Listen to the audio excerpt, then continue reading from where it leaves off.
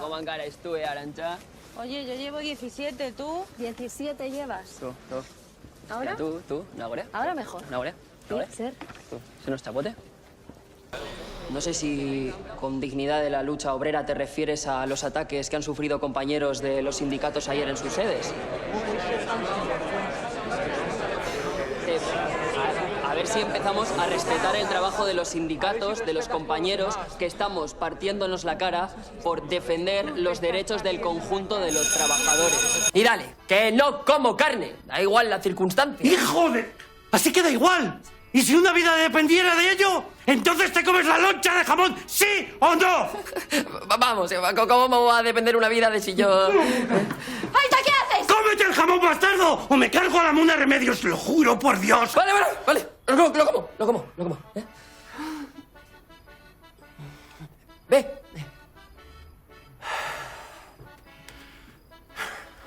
Al final, tanto no querías a los animalitos, ¿eh?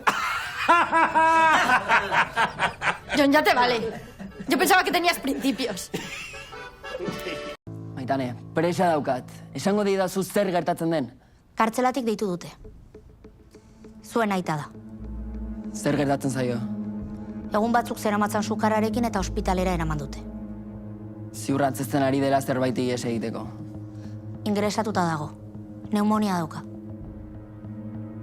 Larria da? Tratamenduan dago. Baina zentrotik esan digute baimena daukazuela bisita bat egiteko nahi baduzue. Ados. Hitz egingo duzuzuka nahiarekin? Eskerrik asko, pitxin.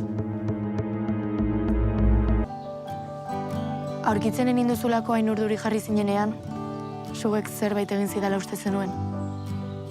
Esan egin behar nizuen. Barkatu. Berdin dio, orain badakigu.